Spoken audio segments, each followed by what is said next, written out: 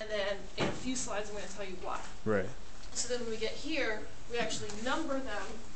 And then I say, okay, now we can see why. We see that according to our building, we have to have a 3D. But on the periodic table, there is nothing there. There's no 3D here, Right. which means this has to be our 3D. Right. So we're basically shifting this up one. And then I say, and we can do the same with the F. Our building tells us we have to have a 4F, Right. but there's no F in 4. We don't get to F until 6. Right. So we have to subtract 2. And like 70% of them will get that. I talk about the fact that the periodic table was arranged based on protons, and now we're talking about electrons, so it's a slightly different arrangement. And they're usually pretty good with that. I'm like, you don't ever have to explain to me why. I just want to tell you why to help you remember that it is that way. So then, so we do Aufbau, because I don't make them memorize this. I think you even have one of these posters hanging in your room. I don't even hang it in my room, because I want them to just look at the periodic table. Because I'm like, if you can read the periodic table, you can do all this. Right. And that's my big goal. Yeah, and then we do this, and we do exactly what I just said. I start at hydrogen, and I have the kids tell me as we go through it. And the more often you can do that, the more it'll sink in. And then this is the picture that makes the slide, the PowerPoint so big. So I have them put down their pencils and just watch. And I said, this is how we're going to build this. I'm going to show you in pictures, because you've seen it in the symbol form in the building, but that doesn't really help you understand what it really looks like. Right. So then we talk about, okay, starting at hydrogen, what do we get? And they're like 1s. I'm like, what shape is that? And they say, it's a sphere. So here's the sphere, and that goes for hydrogen and helium. And they say, okay, then what do we get? And they should be able to come up with 2s. What shape is that? It's another sphere. And I'm like, it still has the sphere inside it, but now it's got 2 of them. And then up there, I'm like, okay, what happens after 2p? I mean 2s, and they should say 2p, and then this is the p. And I show them the x and the y and the z-axis, and how one of those is supposed to be pointing out of the screen, and one of those is supposed to go. And this is usually where I grab the model, because it's easier to see, you know, the 3 dimensions in 3 dimensions. Right. And so by this point, I've already told them they have a project, and I said the smallest anybody's project is going to be is boron. So yours would look like this if you're anyone from boron and neon. And then they're like, okay, and then 3s is again another sphere, so the same shape. So no matter what the number is, all s's are the same shape. Right. It's just, and also notice we're getting farther and farther away from the nucleus. And then we have the 3D, and usually they're like, wow, you know, this is getting complicated and stuff like that. And I said, this is the biggest anybody's project is going to be. Right. And now my thing, because I do projects that are different sizes, I tell them that I'm going to be really, really picky. If you have a small project, it's got to be perfect. I don't want any messiness or anything. Right. You know, but if you got one of the bigger ones, I'll accept, you know, a little bit of sloppiness because it's harder to make. But now for me, their objective number 3 on the first slide says that they have to be able to draw anything up to calcium. So here's calcium. It's just one more ring on the outside of that. But the projects aren't that big. And I said, now you don't have to draw Ds. And here's why. I said, because after that we get 3D, and it looks like this. Right. And they're like, oh my gosh.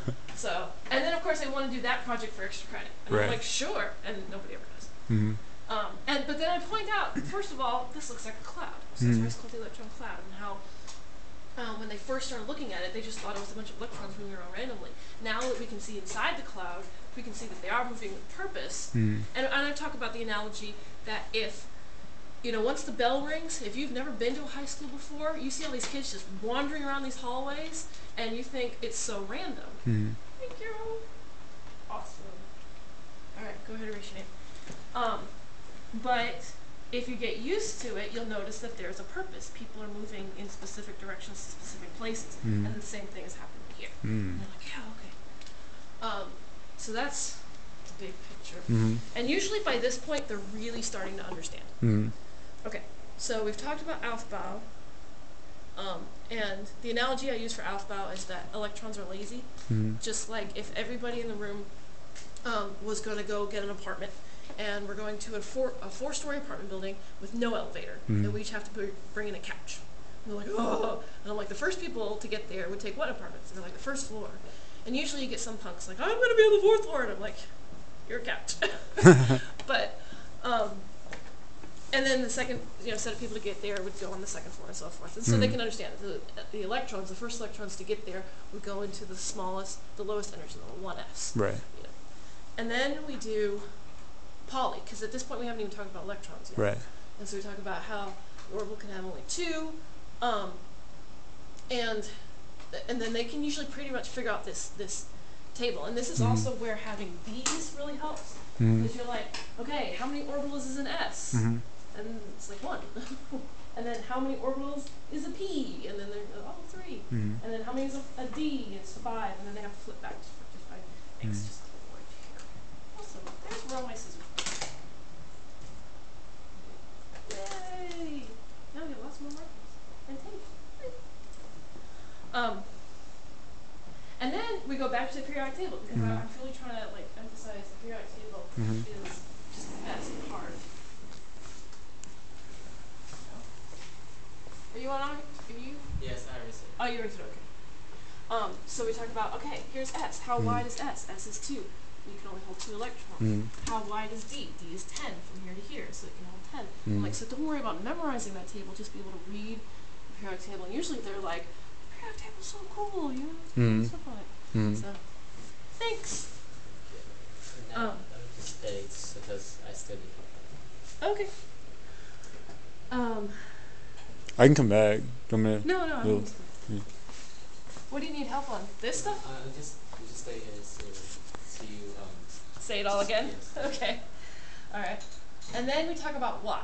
And we talk about how why can there be only 2, and we talk about clockwise and counterclockwise. This has a little animation of the little electron going around the nucleus.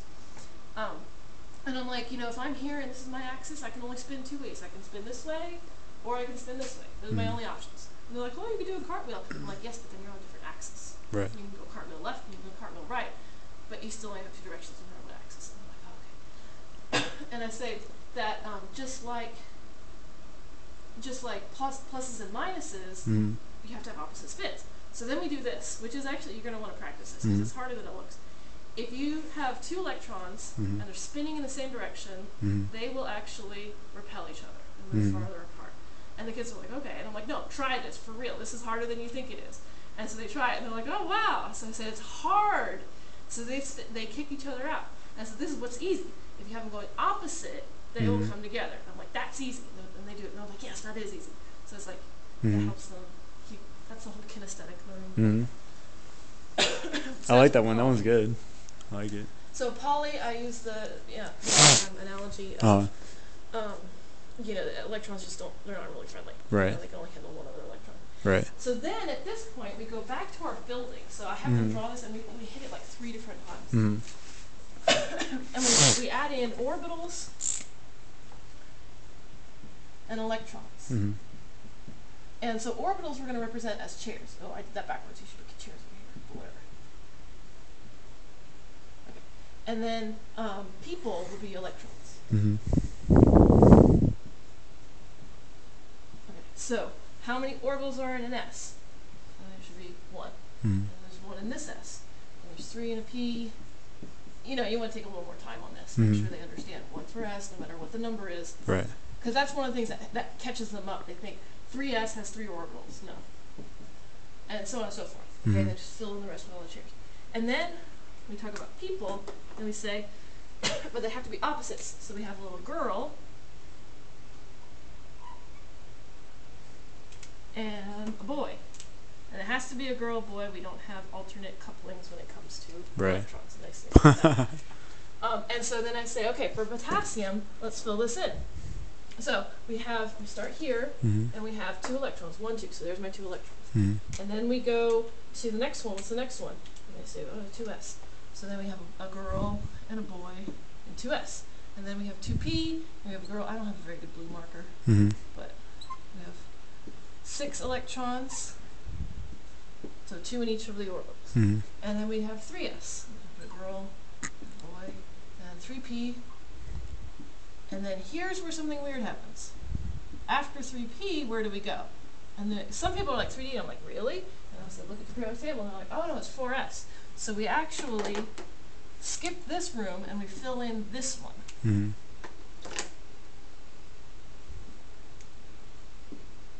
actually, no, it's potassium. We stop. We just have one.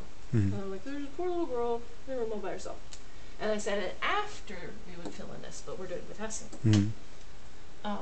And I used that to talk about the difference between valence electrons and the last electrons you put in. Right. You know, because if we were doing something like iron, then we would have